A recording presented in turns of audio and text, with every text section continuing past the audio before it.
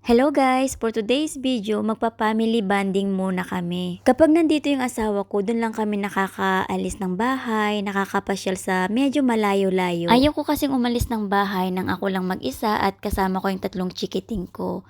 Syempre, alam nyo naman kung gaano kahirap yung may bit-bit na mga chikiting kapag nasa labas. At syempre, bilang nanay, natatakot din ako minsan na umaalis ng bahay nang ako lang at kasama yung mga bata. Kasi hindi natin alam yung mga tao sa paligid natin, ganun. Natatakot ako sa mga ganong pangyayari. Lalo na yung ang dami-dami mong nababalitaan dito sa ibang bansa na hindi magandang nangyayari. Kaya mas gusto kong namamasyal kapag nandito yung asawa ko. At ito naman yung gustong-gusto ko sa asawa ko kapag dumadating siya galing sa trabaho. Yung binibigay niya yung time niya para sa amin, ganun. Tapos lagi niya pinapasyal yung mga bata. Minsan naman, dinidate niya ako, ganun. So, yun naman yung pinaka-importante sa lahat. Na kahit gaano man tayo kabisi sa kanya-kanyang mga buhay-buhay, sa trabaho, dapat maglaan din tayo ng oras para sa family natin. Sa mga hindi nakakaalam, hindi namin lagi-laging nakakasama yung asawa ko. Sa ibang lugar kasi siya nagtatrabaho, bali ako lang at ang mga anak ko ang naiiwan sa bahay. Hindi ganun kadali, mahirap siya, pero kinakaya. So, sanay naman na ako na ganito yung sitwasyon naming mag-asawa. At saka thankful naman ako kasi katabing bahay lang namin yung biyanan kong babae. Kaya kapag kailangan ko ng tulong, ayan, andyan siya para tulungan ako. Noong una, nahirapan ako sa ganung sitwasyon naming mag-asawa, yung LDR. Kasi, syempre, hindi naman ako taga dito. Tapos, wala pa siya. Kaya, doon ako nahirapan. Pero, nung tumagal-tagal na, nasanay na rin ako. Para sa akin, mas okay na ganun yung sitwasyon naming mag-asawa, yung LDR. Kasi, hindi naman ganun katagal siya nawawala.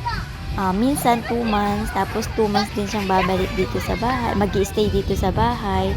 Minsan naman 3 months siyang mag-i-stay sa trabaho niya at 3 months siyang mag-i-stay dito sa bahay.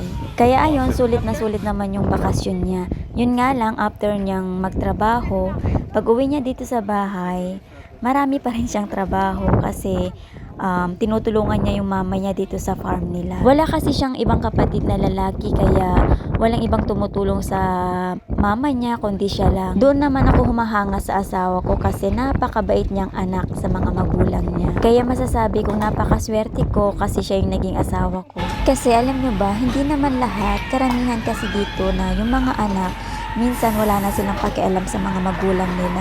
Dito sa ibang bansa, kapag tumanda ka, walang mag-aalaga sa'yo. Hindi ka aalagaan ng mga anak mo. Kaya ang ginagawa nila, yung mga matatanda dito, nilalagay nila sa mismong retreat. Yung tinatawag nila na retirement home. So ayan, isishare ko lang pala sa inyo kung ano yung mga pinagagawa ng mga anak ko kapag lumalabas kami. So ito yung mga gustong-gusto nilang nilalaro kapag pumupunta kami sa ganitong lugar. Encore. Là, il faut que vous... Wow, bravo!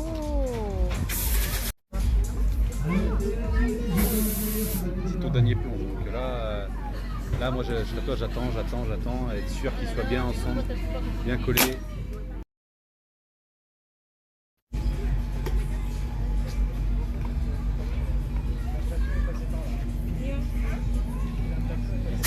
Merci, au revoir.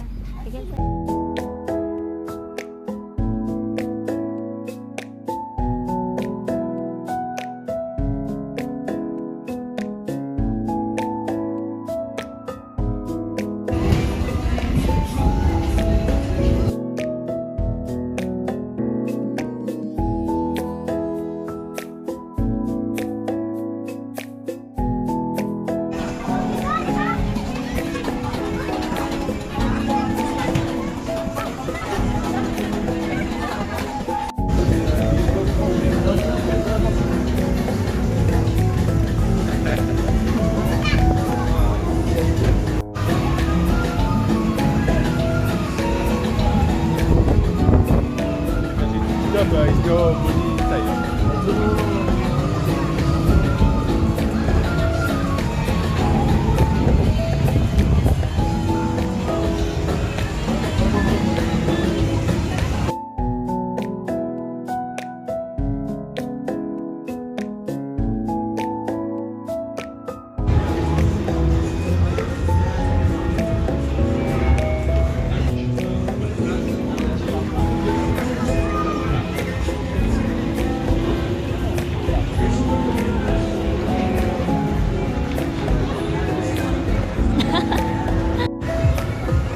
nag-enjoy na siya.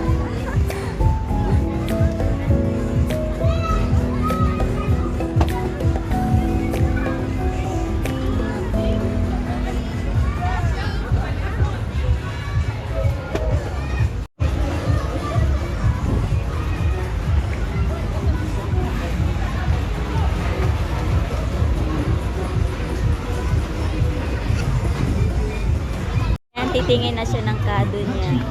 After niyang mamingwit, so ayan, mamimili siya ng ano.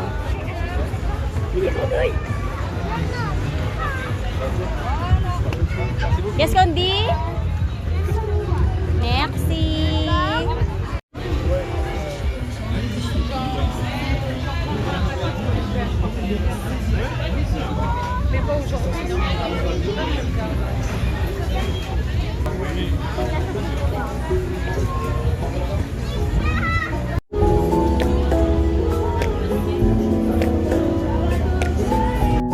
Grabe naman kalaki yung binili.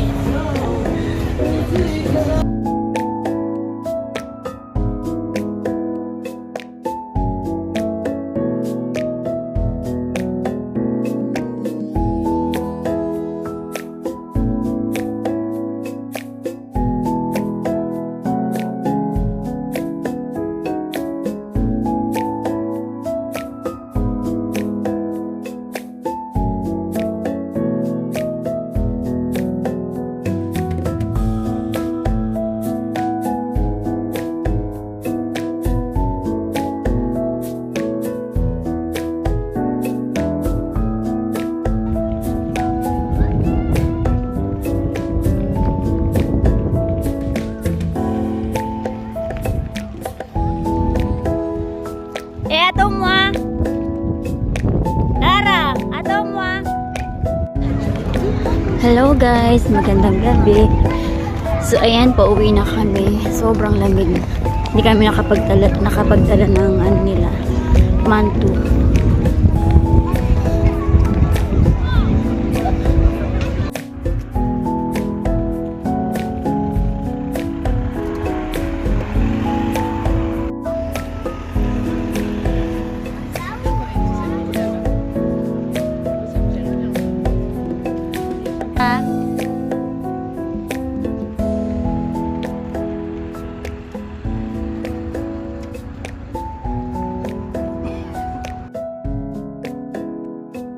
So ayan, pauwi na. Tapos nang gumala.